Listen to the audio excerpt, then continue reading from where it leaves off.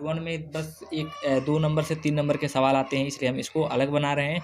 और जो 6.2 के जो सवाल है 5 नंबर में आते हैं, तो हम उसको अलग बताएंगे। उसमें कुछ प्रॉपर्टी आती हैं तो उसको अलग बताएंगे, ठीक है ना। इसमें भी क्या है, 6.1 में 2 पार्ट में बनेंगे, 24 और 25, ठीक है ना।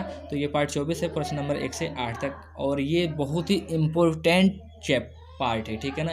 इसमें क्या, ये चैप्टर में जितने भी सवाल हैं, आपके जितने पिछले चैप्टर हैं 1 से 5 तक, जितने उसमें सवाल हैं, जितने टाइप्स के सवाल हैं, सारे सवाल इस चैप्टर 6 में दे दिए गए हैं, ठीक है ना। यानी कि इस सारे चैप्टर एक एक दो दो क्वेश्चन लेके इस चैप्टर में दिए गए, ताकि अगर ये चैप्टर हम अच्छा से पढ़ते हैं तो पिछले सारे जितने क्वेश्चंस हैं, जितने चैप्टर के टाइप्स हैं, सारे क्या हो जाएंगे, रिवीजन हो जाएंगे। तो ये चैप्टर आपको क्या करना है, अच्छा से पढ़ना है, बहुत ही अच्छा से पढ़ना है और बार बार पढ़ना है, जिससे सारे पिछले चैप्टर भी तैयार हो जाएंगे और डेफिनेट इंटीग्रेशन का सवाल भी लग जाएंगे। अब जैसे डेफिनेट इंटीग्रेशन जैसे ख़त्म होता है तो आपका 30 से 35 नंबर का सवाल खत्म हो जाएंगे और बाकी के बचे जितने हैं उसमें से उतने आएंगे, ठीक है ना। यानी कि 30 नंबर हम लोग का तैयार हो जाएगा। तो बाकी आप पढ़ते रहिए, ठीक है ना। तो हम देख लेते हैं क्वेश्चन कैसा है, ठीक है। तो ये सारे क्वेश्चन है, ये पिछले चैप्टर के भी इसमें सारे क्वेश्चन है, ठीक है ना। खाली इंटीग्रेशन लिमिट इसमें जोड़ दिया गया है, ठीक है ना। तो आप अच्छा से पढ़िए और एक भी सवाल छोड़िए मत, ना ही स्किप कीजिए, सारे सवाल पढ़िए, जिससे पिछला चैप्टर तैयार भी हो जाएगा और ये भी हो जाएगा। तो चलते हैं अपने पहले क्वेश्चन इस पर, ठीक है। Thank you. ये क्या है, 6.1 है, यानी कि एक्सरसाइज 6.1 है। इसका पहला क्वेश्चन देख लेते हैं क्या है, ठीक है। ये क्या हो गया, मेरा पहला क्वेश्चन हो गया, integration dx upon 1 plus x square limit से 1 टू √3, ठीक है ना। यानी कि ये लिमिट बोलते हैं इसको, ठीक है ना। अब ये निश्चित समाकलन यानी कि डिफिनिट इंटीग्रेशन है, ठीक है ना। अब ये डिफिनिट इंटीग्रेशन क्या होता है, कैसे लगाते हैं, थोड़ा 1 मिनट में हम इसका डिफिनीशन देख लेते हैं। कभी कभी 1 नंबर में आ जाता है डिफिनीशन देख लेते हैं, उसके बाद कैसे लगाते हैं उसको बाद देख लेते हैं, उसके बाद ये सवाल को लगा लेते हैं। तो पहले चलते हैं डिफिनीशन पे, ठीक है। जैसे दे रहा है, जब किसी फलन का समाकलन दिए गए किन्हीं दो निश्चित सीमाओं के बीच लिए किया जाता है तो उसे निश्चित समाकलन कहते हैं, ठीक है। यानी किसी निश्चित पार्टिकुलर कोई निश्चित चीज़ है, ठीक है ना, उसके बीच अगर हम समाकलन करते हैं तो उसे निश्चित समाकलन कहते हैं, ठीक है। जैसे मान लेते हैं इंटीग्रेशन fx dx है, ठीक है ना। तो इसका समाकलन करते हैं तो क्या होता है, fx प्लस c होता है, ठीक है ना। अब इसी को हम कोई लिमिट दे दें कि इसको b से a के बीच में ही करना है, ठीक है ना। जैसे यहाँ पे देख लीजिए, यहाँ हम लिमिट दे रहे हैं a और b, ठीक है ना, और fx हो गया dx हो गया, समाकलन हो गया। जब इसका समाकलन करते हैं तो मान लेते हैं कि f डैश x हो जाता है और कोष्टक में बड़ा कर देते हैं और यही सेम a b लिमिट हम बाहर लिख देते हैं, a और b लिख देते हैं। अब एक बार इसको क्या करते हैं, जो x है इसमें एक बार हम इस लिमिट को रखते हैं, यानी कि b है तो हम b रख दिए, एक बार x के जगह पर हम ये वाला लिमिट a रखते हैं, ठीक है ना। तो ये f a हो गया, ठीक है ना, समझ में आया। और हाँ, अब देखते हैं निश्चित समाकलन की सीमाएं क्या होती है, ठीक है ना। a और b fx में जो a है इसको बोलते हैं लोअर लिमिट्स, इसको बोलते हैं अपर लिमिट्स, ठीक है ना। हम एक कॉपी पे बता रहे हैं, उसको देखेंगे तो आप क्लियर समझ में आ जाएगा। तो पहले उसको देख लेते हैं। ये 1 नंबर में क्या नाम है, डिफिनीशन आता है, तो आप डिफिनीशन इसको याद कर लीजिए, 1 नंबर में आ जाता है तो लिख देंगे तो 1 नंबर तुरंत मिल जाएगा, ठीक है ना। इसलिए हम बता दिए। तो पहले एक एग्जाम्पल देख लेते हैं, ठीक है। ये क्या है, पहला क्वेश्चन है, इसको छोड़ देते हैं। पहले हम एक छोटा सा एग्जांपल देखते हैं, ठीक है। मान लेते हैं यहाँ पे है इंटीग्रेशन x, ठीक है ना। यहाँ पे हम लिमिट दे रहे हैं 1 और ये 2 हो गया, ठीक है ना, और ये dx हो गया। ये तो पार्टिकुलर समाकलन हो गया। ये 1 से 2 लिमिट दे दिए तो ये इंटीग्रेशन निश्चित यानी कि डेफिनेट इंटीग्रेशन हो गया, ठीक है ना। अब इसको जो बोलते हैं, ये जो लिमिट है इसको बोलते हैं लोअर लिमिट बोलते हैं, इसको बोलते हैं अपर लिमिट बोलते हैं, ठीक है। क्या बोलते हैं, इसको लोअर लिमिट बोलते हैं, इसको अपर लिमिट बोलते हैं, ठीक है। ठीक है, इसको क्या बोलते हैं, अपर लिमिट बोलते हैं, इसको लोअर लिमिट बोलते हैं और ऊपर वाले को क्या बोलते हैं, अपर लिमिट बोलते हैं। अब इसको लगाते कैसे देख लेते हैं। यहाँ पे x का समाकलन सीधा सीधा कर देते हैं। x का समाकलन क्या होता है, एक्स स्क्वायर अपॉन 2 होता है, ठीक है। और ये हम बड़ा कोष्टक लगा लेते हैं और ये यही पावर 1 और 2 हम यहाँ पे ऐसे लिख लेते हैं, ठीक है, लिख लिए। अब हमें क्या करना है, ये 2 क्या है, कांस्टेंट है तो हम 1/2 बाहर ले लेंगे, ठीक है। अब कोष्टक में हम एक्स स्क्वायर अपॉन, ठीक है ना, एक्स स्क्वायर अपॉन 1 पे 2 कर दिया, ऐसे कर दिए। अब हमें क्या करना है, x की जगह पर एक बार 2 रखना है और एक बार 1 रखना है। तो हम रख लेते हैं, ये 1/2 ऐसा ही रहेगा, ठीक है ना। हम कोष्टक लगाएंगे ऐसे और एक्स स्क्वायर की जगह पे हम क्या एक बार रखेंगे अपर लिमिट यानी कि 2, तो 2 पे क्या है स्क्वायर हो जाएगा, ठीक है। और माइनस एक बार ये माइनस लगाते हैं, ठीक है ना, और यहाँ पे हम 1, ठीक है। और ये x की जगह पे क्या रख देंगे 1 का स्क्वायर, ठीक है। कोष्टक बंद कर दिए, सॉल्व कर लेते हैं इसको, ठीक है।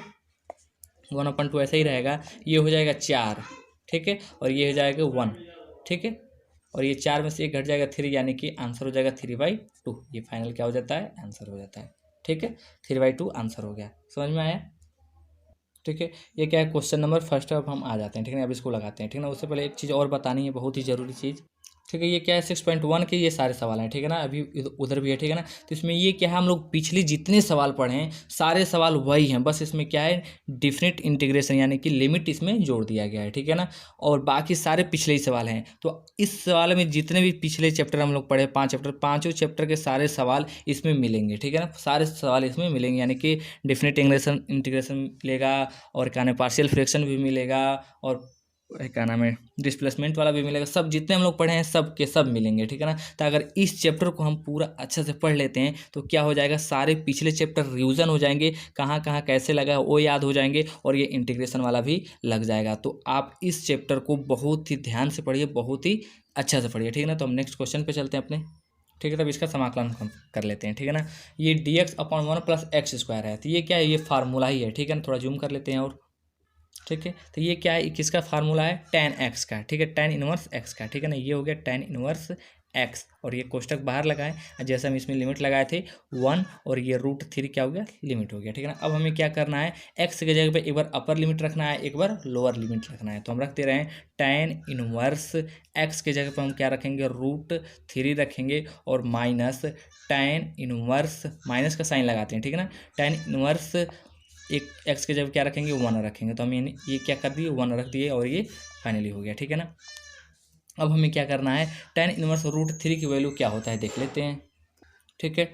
तो होता है tan इनवर्स √3 का वैल्यू हमें लिखना है, तो कैसे आएगा, तो होता है tan π/3, यानी कि tan 60 डिग्री का वैल्यू होता है √3 होता है, ठीक है ना। तो यही चीज़ अगर हम √3 की जगह पर tan π/3 रख देते हैं, तो रख लेते हैं हम tan इनवर्स हो गया, ठीक है, और ये कोष्टक में रख देंगे हम tan π/3, ठीक है, माइनस tan इनवर्स ऐसे ही रहेगा, और 1 का वैल्यू होता है tan π/4 का, यानी कि tan π/4, ठीक है। tan π/4 इक्वल टू होता है 1, तो ये tan इनवर्स हो गया। अब हम क्या करते हैं, tan से tan इनवर्स कैंसिल हो जाता है, ये tan से ये tan इनवर्स कैंसिल हो जाता है, बचता है क्या, π/3, यानी कि ये हो गया π/3 बच गया, ठीक है, और माइनस ये बचा है π/4, ये माइनस है और ये कट ही गया, तो π/4 बचा है, ठीक है ना, π/4 होगा। अब इसको हम क्या कर लेते हैं, सॉल्व कर लेते हैं, ठीक है, ठीक है। जब इसको सॉल्व करते हैं तो ये क्या हो जाता है, π/12 होता है, ये क्या हो गया, आंसर हो गया, ठीक है। अब क्वेश्चन नंबर सेकंड पे चलते हैं, ठीक है। ये हमारा क्या है, क्वेश्चन नंबर 2 है। ये सारे सवाल बहुत ही इंपॉर्टेंट है, ठीक है ना। अगर ये सारे सवाल पढ़ते तो पिछला सारा तैयार हो जाएगा, और ये भी चैप्टर अच्छा से लग जाएगा, ठीक है ना। तो हमें क्या करना है, ये सवाल हम लगा चुके हैं पहले ही, ठीक है ना। तो हमें क्या करना पड़ता है, 1 - cos2x है, तो हमें cos2x के 3 फार्मूला पता है, जिसमें 1 हमें कैंसिल करना है। तो पहले cos2x का फार्मूला लिख लेते हैं, रिविजन भी हो जाएगा आपका। मान लीजिए हमने cos2x के 2 फार्मूला लिखे, 1 - 2 sin square x, 2 cos square x - 1। हमें क्या करना है, 1 कैंसिल करना है, पहले हमने लगाए 1 कैंसिल करना है। तो अगर हम ये cos स्क्वायर वाला रखते हैं, ठीक है ना, तो यहाँ पे रखेंगे तो -2 cos स्क्वायर x हो जाएगा, फिर माइनस से इसमें गुणा होगा, तो ये क्या हो जाएगा, +1 हो जाएगा, ठीक है ना। जब +1 हो जाएगा, ये भी +1 है तो 2 हो जाएगा, तो ये कैंसिल नहीं होगा, ठीक है ना। अगर हम ये वाला वैल्यू रख देते हैं तो ये आराम से माइनस से जब गुणा हो तो ये -1 हो जाएगा, ये +2, तो आराम से ये -1 हो जाएगा, ये +1 है तो कट जाएगा। तो इसको भर लेते हैं हम ये वाला फार्मूला, ठीक है। तो ये हो जाएगा 0 π/2 रख लेते हैं, और रूट में 1 माइनस कोष्टक कर दे रहे हैं, और ये वाली वैल्यू रख लेते हैं 1 - 2 sin स्क्वायर x, ठीक है।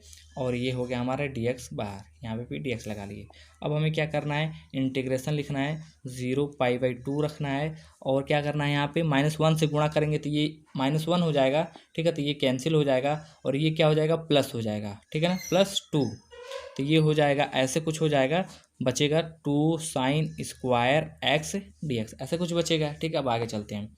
अब देखिए, ये sin स्क्वायर x है, तो sin स्क्वायर x तो रूट कैंसिल हो जाएगा, लेकिन √2 क्या है, कांस्टेंट है, तो हम ऐसे कुछ कर सकते हैं, √2, और ये 0 π/2, और ये बच जाएगा sin स्क्वायर x है तो रूट से ख़त्म हो जाएगा, तो ये कहाँ, यहाँ पे बचेगा सिर्फ sin x, और ये dx, ठीक है, इक्वल टू कर देंगे, √2 ऐसा ही रहेगा, और ये कोष्टक sin x का समाकलन क्या होता है, sin x का समाकलन होता है -cos x, ठीक है, और ये कोष्टक लगा दिए, और 0 π/2 हमने लिमिट लगा दिया, ठीक है, सॉरी, sin x का समाकलन होता है -cos x, और हमने लिमिट लगा दी 0 से π/2, ठीक है। अब चलते आगे, ठीक है, तो देख लेते हैं। अब हमें क्या करना है, रूट तो ऐसे ही रहेगा और ये माइनस को भी हम बाहर ले रहे हैं तो माइनस हम बाहर ले लिए। अभी ऐसे करेंगे, एक बार एक्स बराबर अपर लिमिट भरेंगे तो पाई/2 यानी कि कास पाई/2 हो गया, पाई/2। ठीक है, और ये माइनस का साइन लगाते हैं और कास लिखते हैं और एक्स के जगह पे क्या लोअर लिमिट एक बार यानी कि कॉस 0। ठीक है, कोष्टक बंद कर दिए। अब ये जो वैल्यू होता है उसको लिख लेते हैं। इसमें हम साइन प्लस सी नहीं लगाते हैं क्योंकि ये डिफिनिट इंटीग्रेशन है। ठीक है ना, इसका वैल्यू निश्चित कुछ ना कुछ आएगा, इसलिए हम साइन प्लस सी कांस्टेंट नहीं लगाते हैं इसमें। ठीक है ना, तो यहाँ पे -√2 हो गया। अब ये पाई/2 कास पाई/2 मतलब होता है 90। ठीक है ना, कास 90 का वैल्यू होता है 1। ठीक है, कास 90 का वैल्यू होता है क्या चीज़, 1 होता है। ठीक, सॉरी, कास 90 का वैल्यू होता है 0। ठीक है ना, कुछ लंबा दिन हो गया इसलिए भूल गए थे। ठीक है, कास 90 का वैल्यू होता है 0 और ये माइनस हो गया। कास 0 अंश का वैल्यू होता है 1, तो हम यहाँ पे 1 लिख दिए। ठीक है, अब हमें क्या करना है आगे देख लेते हैं। ये -2 से इसमें गुणा करेंगे तो ये क्या हो जाएगा 0 और -√2 से -1 में गुणा करेंगे तो ये हो जाएगा +√2। ठीक है, और फाइनली जो आंसर आएगा +√2 आंसर।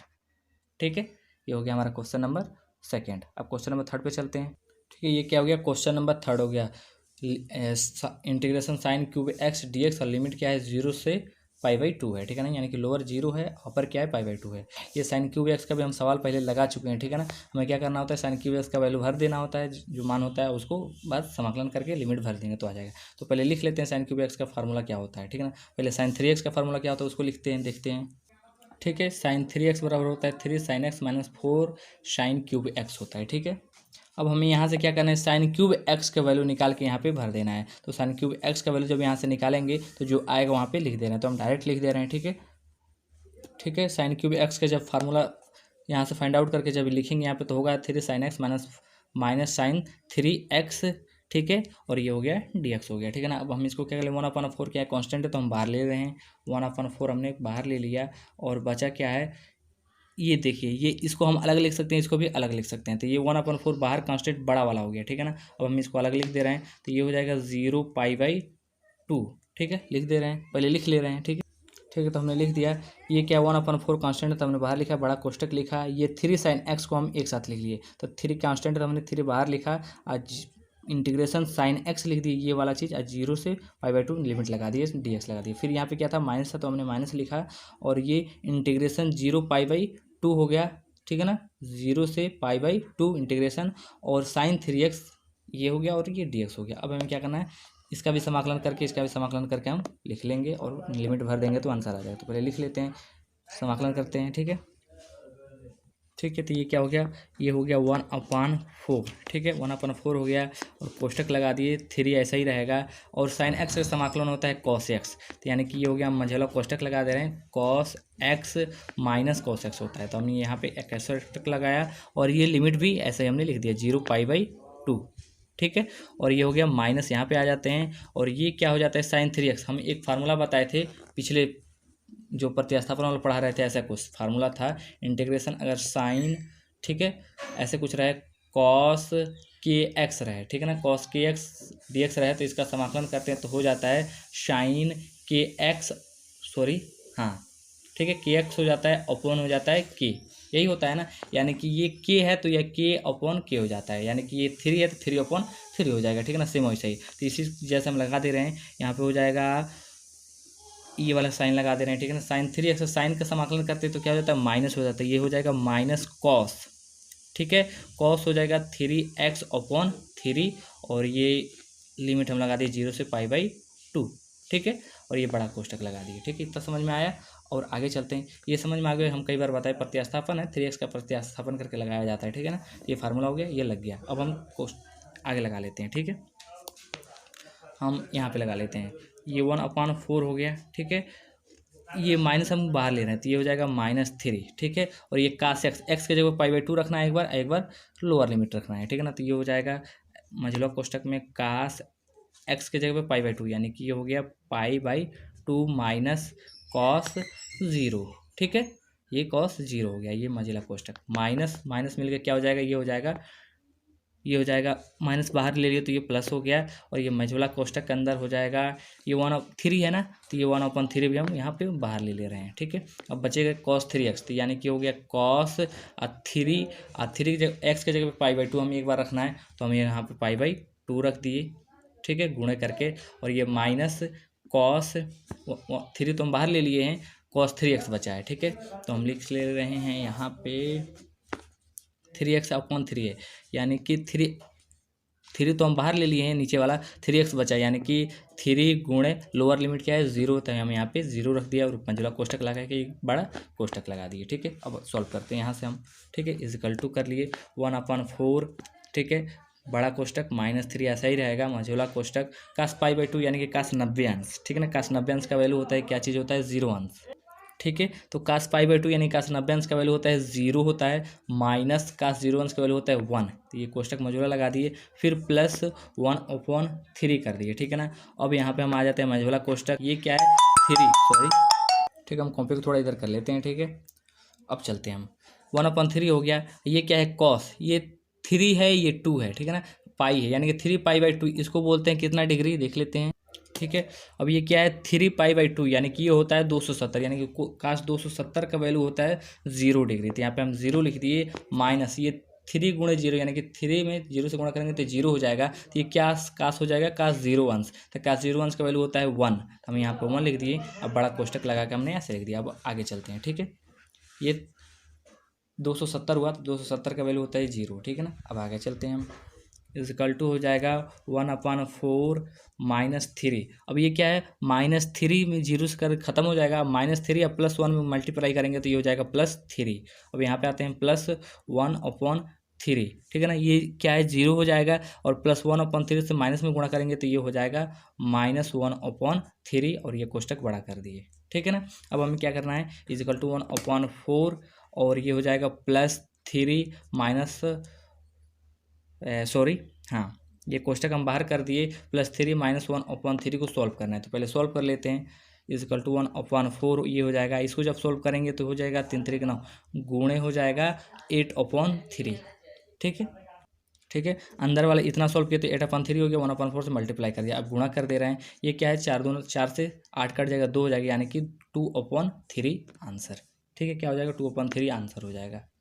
अब हमारा ये लंबा सवाल था, इस सवाल में ये जितने सवाल हैं सब पिछला रिवीजन हो रहा है आपका। ठीक है ना, ये बहुत ही ज़रूरी, एक भी सवाल आप छोड़िएगा मत, लंबा हो जाएगा तो कोई बात नहीं है, लेकिन सारे सवाल पिछले क्या हो जाएंगे रिवीजन हो जाएंगे, तो ये बहुत ही ज़रूरी है। ठीक है, ठीक है, ये क्या क्वेश्चन नंबर 4 है, ये भी हम सवाल ऐसा लगा चुके हैं। ठीक है ना, तो ये सारे सवाल पिछले जैसे हैं, सवाल लगाना है और लिमिट को भर देना। तो आपको सीखना है क्या लिमिट कैसे भरते हैं। तो लिमिट में क्या करते हैं, एक बार अपर लिमिट भरते हैं माइनस करके, उसके बाद लोअर लिमिट भर के वैल्यू लिख लेते हैं। तो आगे चलते हैं, हम इसको लगाते हैं, तो ये हो जाएगा 0π/2 रूट में 1 - sin 2x dx है। ठीक है ना, तब हमें क्या करना है, ऐसे सवाल में क्या करना होता है, हमें रूट को पहले हटाना पड़ता है। तो रूट को हटाने के लिए 1 का जो फार्मूला होता है उसको लिख लेते हैं, तो ये हो जाएगा 0π/6 हो गया। 1 रूट ऐसे करेंगे, 1 बराबर होता है cos square x plus sine square x is equal to क्या होता है 1 होता है, यानी कि इतना बराबर क्या होता है 1 होता है, माइनस साइन 2x का फार्मूला होता है 2 साइन x, और ये होता है cos x, और ये हो गया dx हो गया। ठीक है, अब आते हैं यहाँ आगे, तो ये 0π/6 हो गया, और ये क्या हो गया a² + b² + 2ab का फार्मूला बन गया। ठीक है ना, तो ये हो जाएगा cos x minus sine x का होल स्क्वायर, ये हो गया dx हो गया। अभी ये स्क्वायर से ये रूट क्या हो जाएगा कैंसिल हो जाएगा, जो बचेगा उसको लिख लेते हैं 0π/6, और ये बचेगा cos x minus sine x, और ये dx ये बचा। अब हमें क्या करना है, इन दोनों को अलग अलग कर लेते हैं और लिख लेते हैं। तो पहले कर लेते हैं अलग। ठीक है, तो इस चीज़ को हम क्या कर लिए, कॉस को अलग लिख लिया, साइन को अलग लिख लिया, लिमिट साथ में लिखे। ठीक है ना, समाकलन कर लेते हैं। तो पहले समाकलन करते हैं, cos x का समाकलन होता है क्या चीज़ साइन x, तो हम यहाँ पे साइन x लिखे। ठीक है, अब कोष्टक बड़ा वाला लिखे, और ये लिमिट को लिख दिए, ये लोअर लिमिट हो गया, और ये π/6 ये क्या हो गया अपर लिमिट हो गया, माइनस ऐसे लिखेंगे, और ये होता है साइन x का समाकलन होता है माइनस cos x। ठीक है ना, तो ये माइनस cos x होता है, तो हम ऐसे लिख लेते हैं। ठीक है, माइनस cos x, और ये लिमिट हम लिख लेंगे 0 से π/6। अब हमें क्या करना है, लिमिट को भर देना है और आंसर लिख लेना है। तो पहले कॉपी को थोड़ा आगे कर लेते हैं, लिख लेते हैं। अब हम लिख लेंगे यहाँ पे साइन एक्स, एक बार एक्स के जगह पर अपर लिमिट भरेंगे यानी कि पाई/6 हो गया, माइनस लगाएंगे एक बार लोअर लिमिट यानी कि साइन एक्स के जगह पर लोअर लिमिट यानी कि 0। ठीक है, और ये अलग हो गया। अब यहाँ पे से माइनस माइनस मिलके ये प्लस हो गया। ठीक है, प्लस ऐसे कर लेते हैं और ये हो जाएगा, ऐसे कुछ हो जाएगा, कोष्टक लगा दे रहे हैं हम। ठीक है ना, कॉस एक्स बचा ना, तो कॉस एक्स के जगह पाई/6 एक बार रखेंगे तो ये हो जाएगा कॉस पाई/6 माइनस कॉस एक्स बचा माइनस, तो हम बाहर लेके प्लस लिख लिए हैं, तो कॉस एक्स के जगह पर एक बार हम क्या रख देंगे, 0 रख देंगे, तो ये हो जाएगा कॉस 0। ठीक है, अब हमें क्या कर लेता है, इसका सारे वैल्यू रख लेते हैं। पाई/6 का मतलब होता है साइन 30 डिग्री, यानी कि साइन 30 डिग्री का रूट फार्मूला होता है 1/2 माइनस साइन 0 का वैल्यू होता है 0, ये लिख लिए, प्लस cos 60 का वैल्यू होता है, देख लेते हैं क्या होता है, √3/2 होता है, तो ये हो गया √3/2, ये माइनस है तो माइनस लिख दिए, और cos 0 का वैल्यू होता है 1, तो हम यहाँ पे 1 लिख दिए। ठीक है ना, अब इसको हम क्या कर लेंगे, सॉल्व कर लेंगे, तो सॉल्व कर लेते हैं। ठीक है, देख लेते हैं। ठीक है, हमें क्या करना है, सॉल्व करना है, यानी कि ये 0 तो खत्म हो जाएगा, 1/2 प्लस √3/2 माइनस 1, तो हम क्या करते हैं, सबसे पहले एलसीएम लेते हैं, 2 हो गया और ये हो जाएगा 1।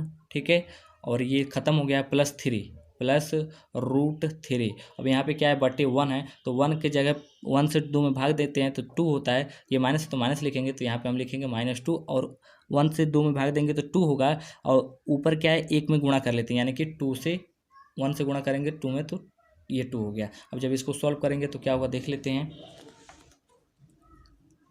ठीक है, देख लेते हैं, ये क्या हो जाएगा, √3 ऐसे ही रखते हैं, और 1 प्लस में है, -2 है, तो ये क्या हो जाएगा, -1 हो जाएगा, तो -1 ये 2 हो गया। ठीक है, ये 2 है, ये आंसर हो गया, इतना ही। ठीक है, √3 -1/2। ये सारे सवाल बहुत ही इंपॉर्टेंट है, आप अच्छे से देखिए और आगे चलते हैं हम। ठीक है, ये क्या है, क्वेश्चन नंबर 5 हो गया, लिमिट लिख लेते हैं।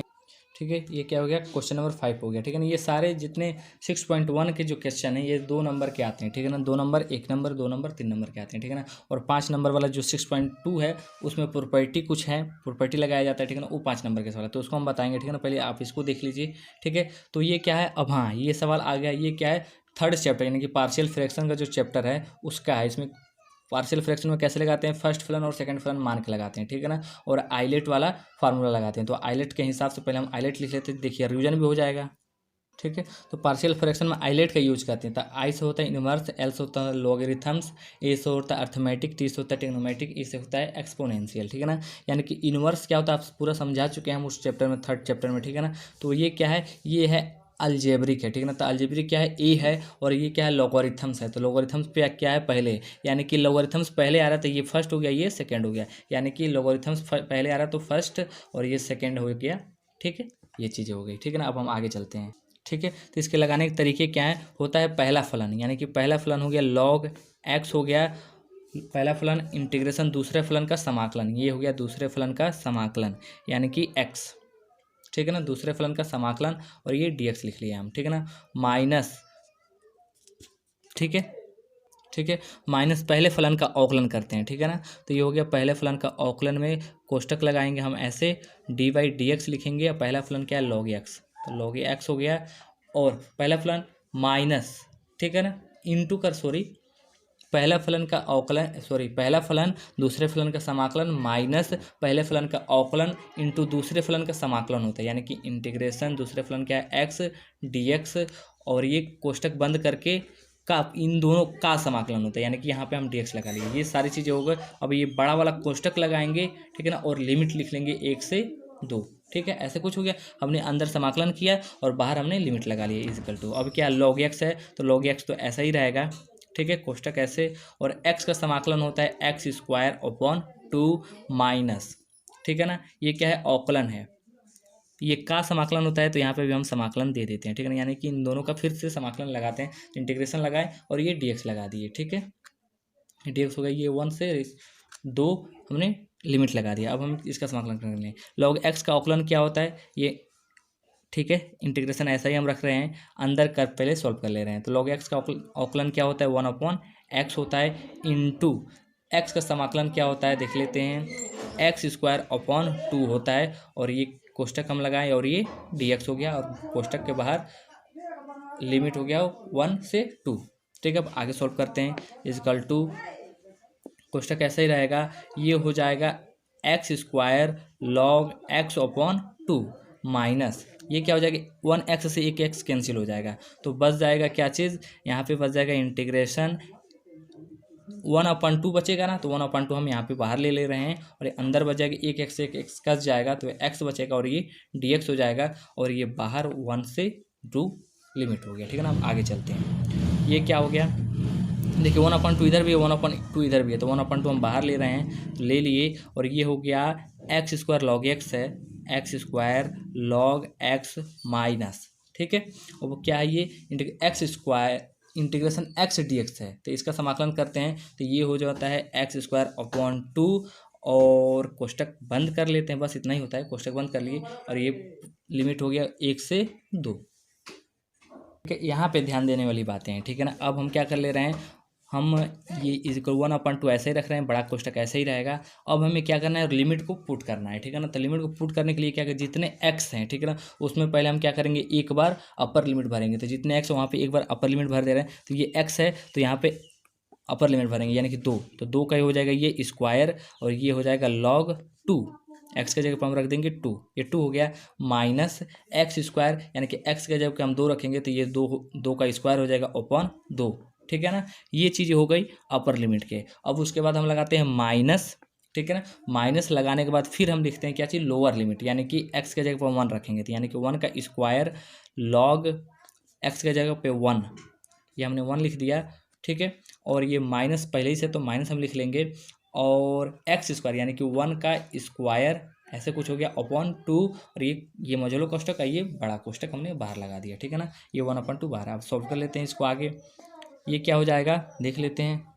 ठीक है, ये 1/2 ऐसे ही रख दे रहे हैं। ठीक है, और ये हो जाएगा हमारा 2 स्क्वायर यानी कि ये हो गया 4, ये हो गया लॉग 2, ठीक है, लॉग 2 हो गया माइनस 2 दूना 4 हो जाएगा अपॉन 2 यानी कि ये सॉल्व करेंगे तो ये 2 हो जाएगा। ठीक है, ये हो गया। अब ये माइनस हटा दे रहे हैं, अंदर मल्टीप्लाई कर दें तो ये माइनस हो गया और ये 1 स्क्वायर 1 और लॉग 1 का वैल्यू होता है 0। ठीक है, लॉग 1 का वैल्यू क्या होता है, 0 होता है, तो माइनस 1 करेंगे तो ये हो जाएगा -0 और ये हो जाएगा माइनस माइनस मिलके प्लस, तो ये प्लस हो गया, ये 1 स्क्वायर यानी कि 1/2 और ये कोष्टक बाहर हो गया। ठीक है, ऐसे अब हम क्या करेंगे 1/2 से अंदर गुणा करके सॉल्व कर ले रहे हैं, तो जब 1/2 से इसमें गुणा करेंगे तो ये 4/2 हो गया यानी कि 2 कैंसिल हो जाएगा यानी कि 2 बचेगा और ये क्या हो जाएगा लॉग 2 बचेगा -2 और ये खत्म हो जाएगा +1/2 यानी कि +1/2 बचेगा, यही बचेगा। ठीक है, ठीक है, तो आप इसको हमको सॉल्व करना था, ये तो 2 log 2 हो जाएगा और ये क्या हो जाएगा, ये 2 दूना 4 हो जाएगा, अब +1 है यानी कि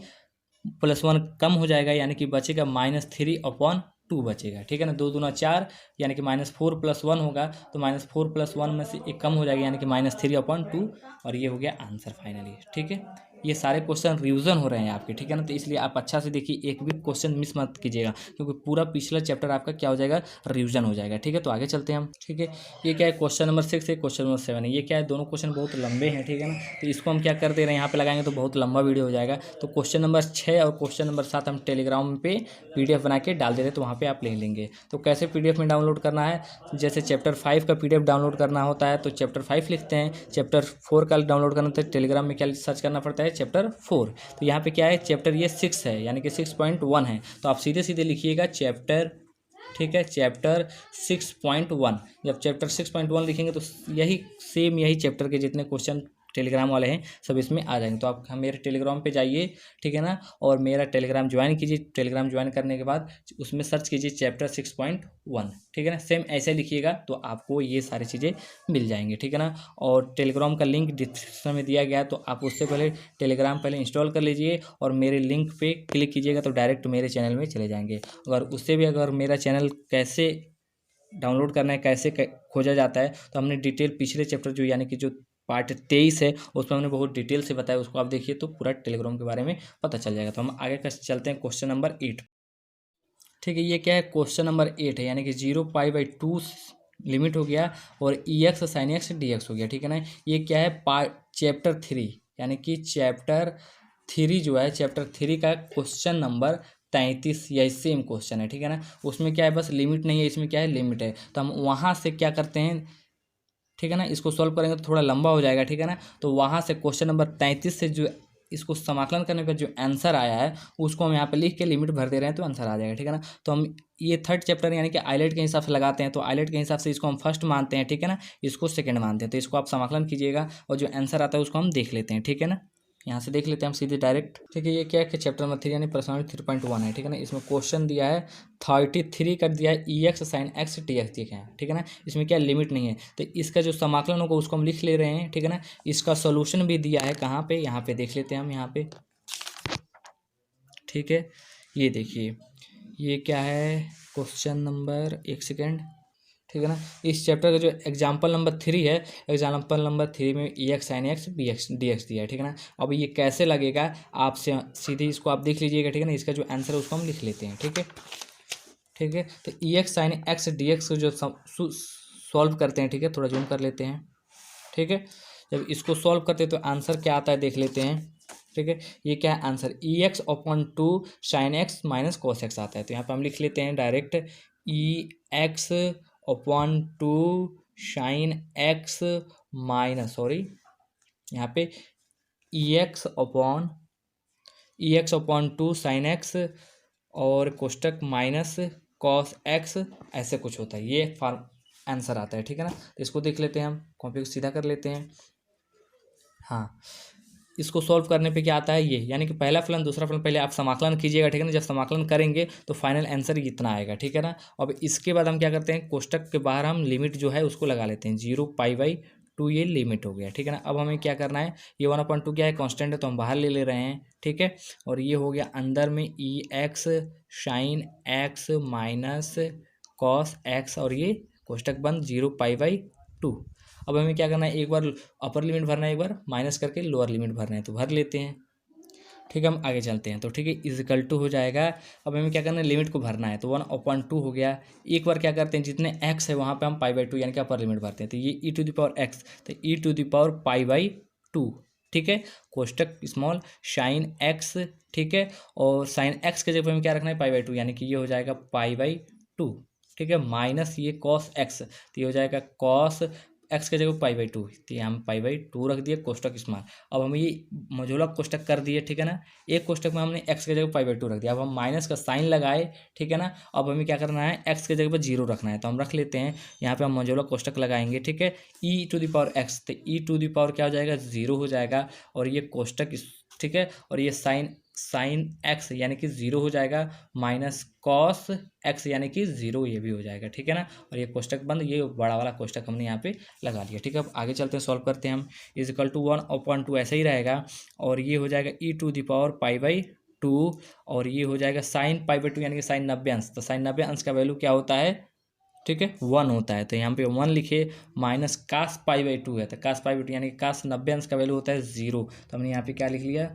0 लिख लिया, कोष्टक बंद, ठीक है। और ये मझोला कोष्टक हमने यहाँ पे लगा दिया, ठीक है, माइनस फिर मझोला कोष्टक e⁻0, यानी कि किसी भी चीज़ पे हम पावर अगर 0 रखते हैं तो उसका वैल्यू क्या होता है, 1 होता है, तो ये 1 हो गया, ख़त्म हो गया। साइन 0 का वैल्यू होता है 0, ठीक है ना, साइन 0 का वैल्यू होता है क्या चीज़, 0 होता है, तो हमने यहाँ पे 0 लिखा, माइनस कास 0 का वैल्यू क्या होता है, 0 ही होता है, ठीक है ना, सॉरी 1 होता है, ठीक है। कास 0 का वैल्यू क्या होता है, 1 होता है, तो हमने 1 लिखा, और ये कोष्टक बड़ा वाला लगा लिया, ठीक है, ठीक है। इसको देखते हैं, तो ये इक्वल टू 1/2 हो जाएगा, बड़ा कोष्टक e⁻π/2 ये हो गया, ये 1 बचेगा, तो 1 से मल्टीप्लाई करेंगे तो ये 1 हो जाएगा, खत्म, इतना ही बचा, ठीक है ना। माइनस हो जाएगा, ये 0 खत्म, माइनस माइनस मिलकर ये हो जाएगा प्लस, और 1 में गुणा करेंगे तो 1 ही हो जाएगा, यानी कि ये +1, ठीक है, ऐसे कुछ हो जाएगा।